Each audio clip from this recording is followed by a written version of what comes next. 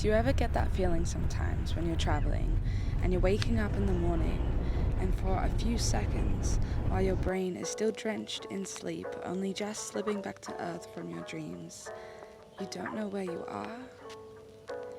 Like you think to yourself, what country am I in right now? Let alone what bed and hotel room have you just been spending the last 8 hours in? And then your mind slowly comes back to you, and the heat of the tropics around you gives you a hint, and you think, oh, that's right, I'm in Laos. That moment, I think, is special, disorientating, yes, and bizarre, but to not even know what country you are in for a few seconds, it's kind of scary, but it makes you feel free, unbound to any mundane routine. It's similar to that feeling when you were on holiday and you aren't sure what day of the week it is. But that feeling of being lost outside of an everyday routine can also be something that can get to you when you're traveling. It's romantic to be tossed between hotel bedrooms and cities, but it's not so glamorous packing up your bag every 2 days and moving on. Never being able to open your toiletries bag and have a few things set aside to grab. Never being able to get used to one bed for too long. Always on the run. I'm not someone who gets homesick. I don't really have a job or a place to live to come back to. I sold my car and most of my belongings, apart from some boxes that have as little amount of things as I need to take with me in this life. And I love it. I'm not yearning to be home in Sydney anytime soon, but there is something I'm missing. Something about being settled. And it's not that I want to settle down, not at all. Not yet, anyway. But I'm getting tired of wandering sleepily out of my bedroom with everything I have with me strapped to my back and belly before 10 a.m. checkout time.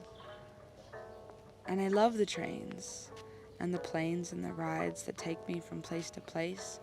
It's just the bulky bags I keep lugging around and packing and unpacking is distracting me from appreciating how beautiful these new places are. How lucky I am to explore them. I'm looking for an in-between, a place to stay for a couple weeks while being away. And I think I've found something in Thailand, but that will be for a few days from now. Anyway, it's funny how you could be conflicted between two very different poles of desire. The desire to skip from town to town, chasing after new places and people, searching for every moment this wide world has to offer in its immense variety, in its eclectic corners of the universe, leaving no stone unturned, the unending task of discovering in a world that is too big for one person alone to experience it all, and the adoring bliss and joy it brings to chase the uncatchable and unmatchable entirety of all Earth's secrets.